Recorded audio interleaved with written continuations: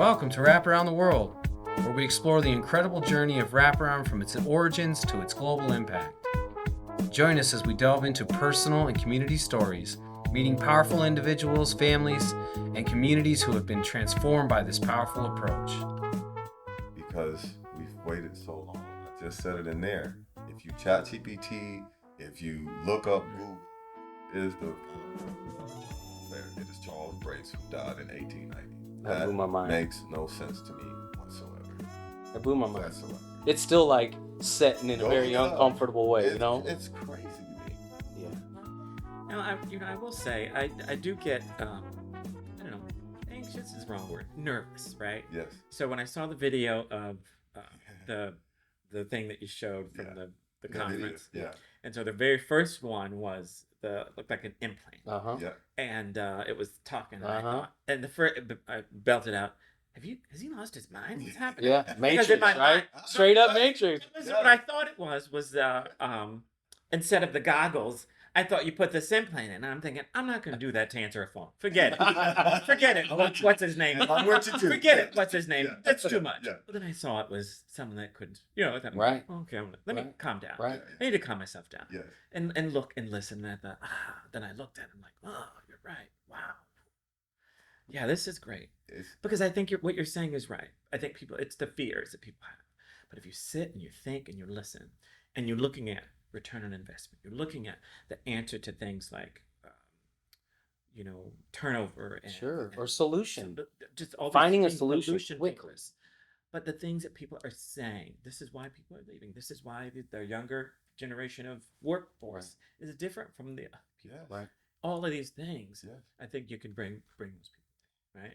I was ready to exit immediately the minute I saw it, but then I was like, wait, calm down. You're doing too much. Yeah. And to your point, that's where I found my new piece, right? I'm a fighter. I think you just meeting me probably in this round, but most people who know me know. Yeah. I can make people very uncomfortable and say what I feel needs to be said from my perspective. And that has been great for me, but in some spaces, not so great, right? And it caused a lot of stress for me, right? But then I start realizing if I can be the connector, if I can be the whisperer, right? If I can, Base Plus is one of my new mottos. Again, learn from Robert Wood Johnson. You already got the people that you got. You already got them. You're talking to them. You're preaching to the choir. Yeah. Now you have to step back as an individual, redefine who you are, be more neutral, and then get Base Plus.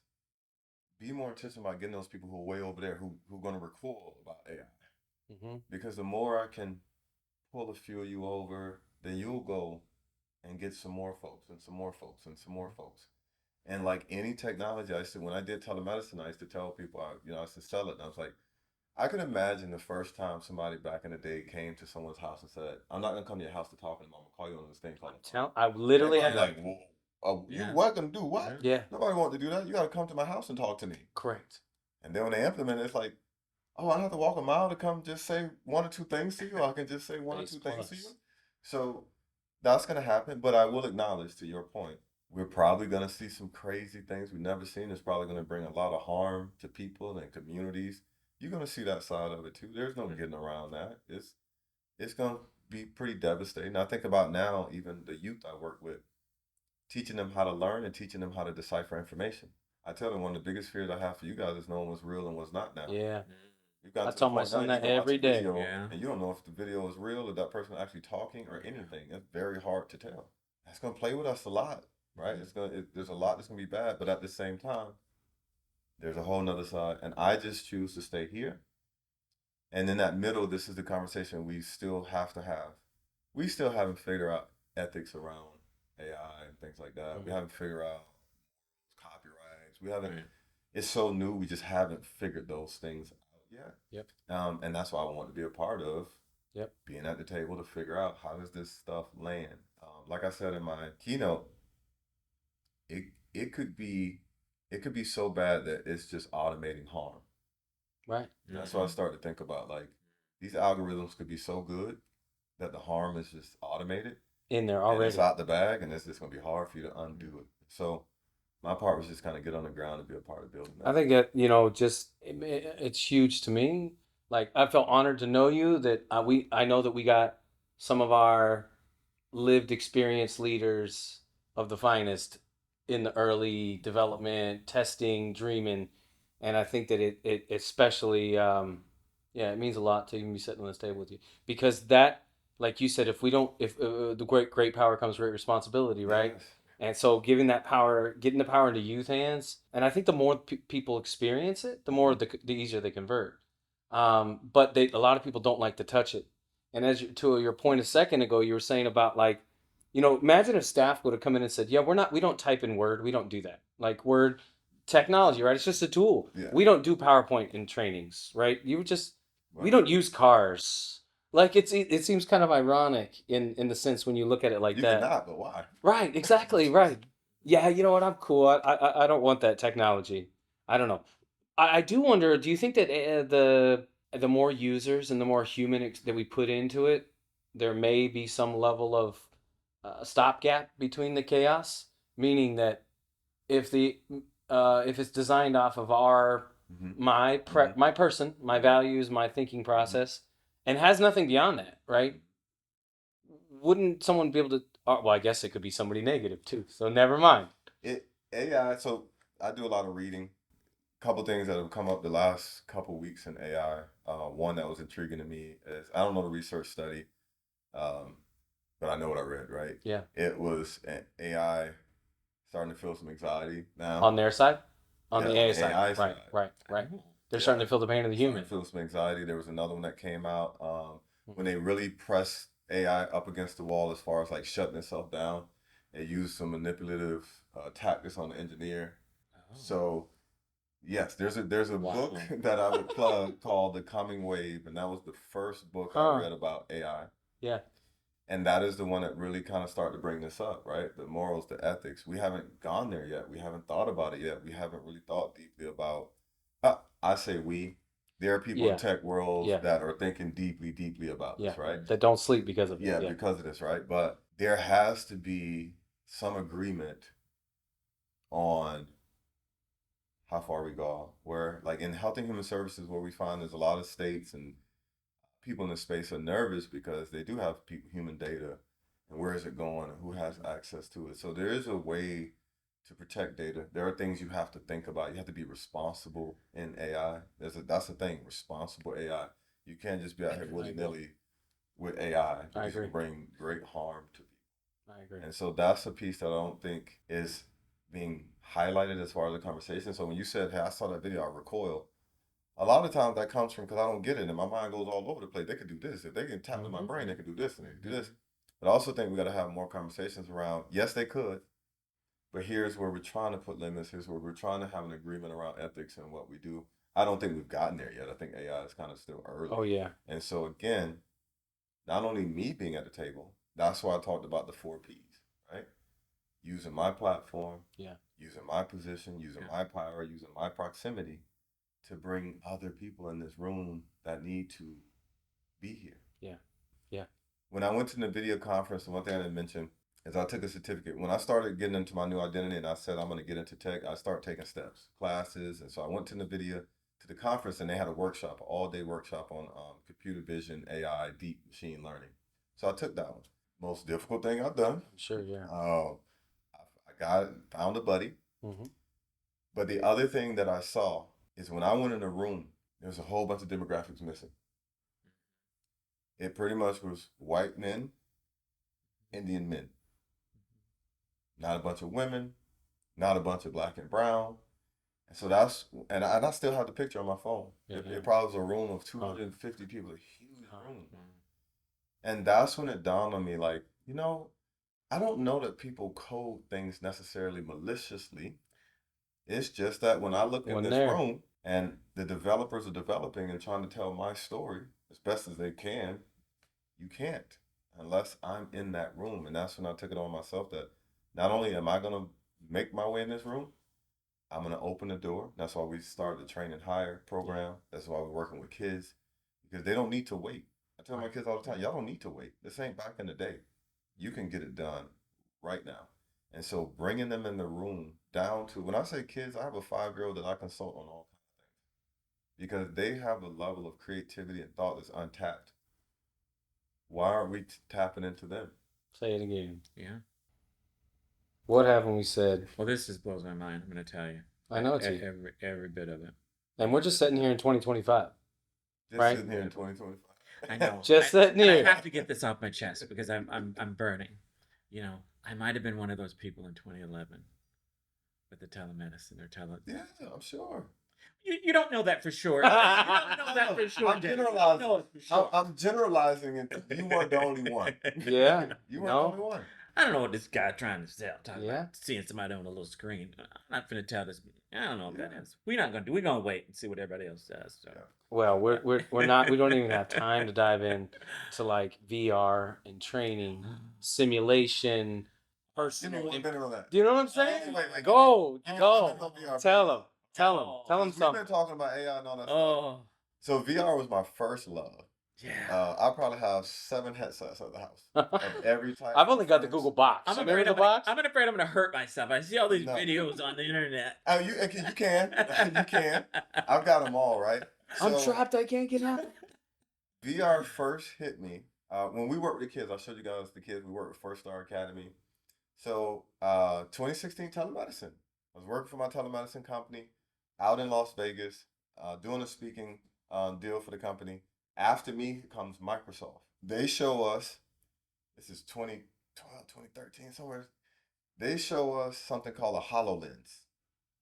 HoloLens is a little different from VR because it's AR. So if you put a HoloLens on, you still can see the room. Correct. You can see everything. Artificial reality, right? But it overlays augmented reality, holograms. So in this room, if we want to make this room look like something, it knows where the table is, you know, all this kind of stuff, right?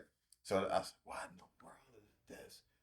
Then they had an interpreter tool that you could just talk in your language to whoever, and it translated. Yeah. And this was like in real time. I was like, what in the world? Right. So I'm an originator, remember? Yep. Once I got in Robert Johnson, first thing I went and bought, Microsoft HoloLens. It was like $5,000 at that time. Yeah. When I went and met with First Star Academy, Dr. Sean Chapman, got to shout her out because she was an amazing partner, amazing person. My first meeting with the kids, I had this meeting with her at the breakfast shop. I was telling her these ideas. We should partner. She said, let's do it. Let's do it. We just did it. Yeah. No MOU, nothing. We just did it. She invited me to the first session at UCF with the kids. I brought the HoloLens, and I got this film somewhere. We let them all go through it. We filmed them, and then we interviewed them on how they thought this technology could transform the world. And I remember this one kid said his mom he was in foster care. She's from Haiti. He said, man, my mom could kind of see me. Like, we could be in the same place. Yeah, man. If I was in, this thing. Yeah, man. And I was like, these kids have so many ideas. And so that ended up with, we have this social emotional development curriculum. My issue was emotional regulation. I still have that issue. I just have tools to bring it down now, right? Say it again. And so I said, you know what? What if we had a VR that we created a scenario where I'm with a teacher or somebody who's irking my nerves, right? And I get to go in that VR world and I can communicate back and forth, right? So, and me, Eric, and Shane started building this like last year, right? We do a lot of things. So we put things on the shelf and we come back to it, right? So we start saying, okay, what if we train the kids, put them in the VR, collect biofeedback, their breathing, their tone, they go through the scenario, and then we get them feedback on how they did. Do that 5, 6, 7 times, right? And then we bump it up a little bit, where if I am de-escalating something, even if I was a worker, you give people choices. That's the first thing you do in behavior de-escalation, give choices. But then you also give mental and physical space. A lot of people will give sometimes some mental space. You need a second. Sometimes I need physical. Sometimes I need you to back up outside of my radius. And that says to me, you're giving me some space. So now what if we allow kids to go into this augmented world and start to learn how to de-escalate the situation themselves? And so what I say is now I'm in control of my own destiny. Yeah. A little bit more. Yeah. So if I get in front of somebody and I get in front of an adult that's not handling themselves the way they should, because adultism is real, adults think they just can do and say whatever they want to kids because they're kids. Well, guess what? I don't have to curse you out because I'm going to manage you right now. Yeah. I'm going to manage up. They taught us in Robert Johnson how you manage a manager. So then I started thinking, well, shoot, you should teach kids how to manage adults who don't know what's going on, act in a fool. Yeah. And now you put me in a better position not to get frustrated, curse you out, flip, and do Right. the things that come out behaviorally because I'm frustrated. So VR, AR, that is something that we are solely, focused on as well. Right now in the state, when I was at Florida State, Florida Institute of Child Welfare, we rolled out VR to the workforce. We want to focus on community. Community doesn't have access to VR right now. Right. Parent training is not happening in VR right now, unless you guys know a place it is. Mm-hmm. So now I go through all these parent trainings that I'm sitting in front of somebody on the PowerPoint, and then you expect me to get my kid back reunified after 9 months. I've been in my situation, right? I might not have been parenting a kid in the last 6 months. Right. PCIT ain't gonna do it. Right. Parent-child interaction therapy through a mirror is not gonna do it. Happen, right? Yeah. But if I can go in, I'm getting reunified in the next 2 months. All right, you know what? Let me get on this VR thing. Let me go to the house. Some situations. Yeah. Let me see how kids do this, do that. Okay, let me How's work the on my neighborhood? feedback. Yeah. Let me do. Okay, now I'm not perfect, but I had a little bit more live action to do this type of Even stuff. just knowledge, awareness. You know what I mean? Yeah. So okay, what's next? What's 10, 20 years from now? Oh man. I know that's what I'm saying. That's a good question. Because we think we're in it now. 20 years from now. Yeah. 20 years from now, we have AI that is handling a great majority of our life. Human beings that are really tuned in, we should be able to operate at such a high cognitive level, decision making and critical thinking, because we shouldn't have to use a whole bunch of our brain for low level thinking. So I think it should allow us to evolve. And I'll give an analogy. Spot. I told you my son plays basketball. So the way the world of sport is happening now, these kids are specialized very early, way better than I ever could be at 5 or 6 years old, right? So by the time they get to NBA or college, they're going to be super athletes because they've been at that level for so long. So I think for us, there's an opportunity. AI does half of my low level stuff today. I ask it to do it. Yeah. And then I get to just live in Yeah. la la land of critical thinking and decision making. So I think we will be much better at being high order thinking, one.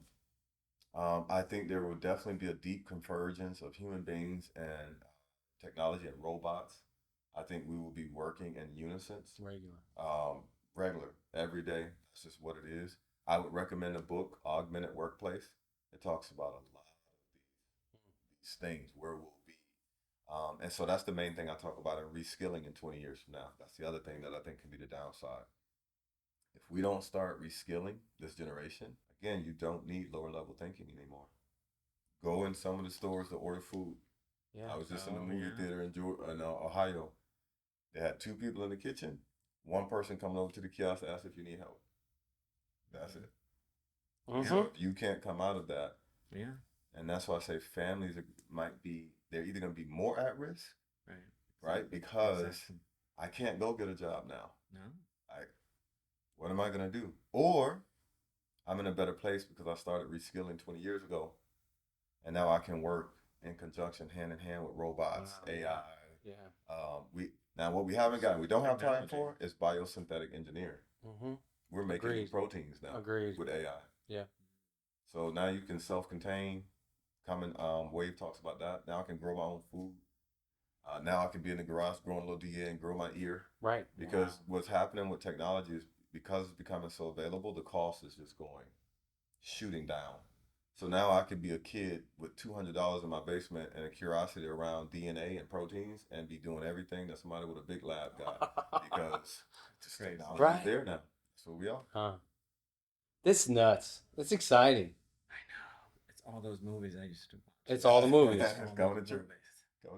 I'm stoked. Well, it's been just awesome, right, T? Amazing having you here, learning and listening. Looking forward to all the things that you're talking about. Eric, thank you for bringing it to us and breaking it down too, helping us to really see the alignment of what can be and I think and should be, to help us get to where we need to be. Bring our kids and families achieve and succeed and not get left behind.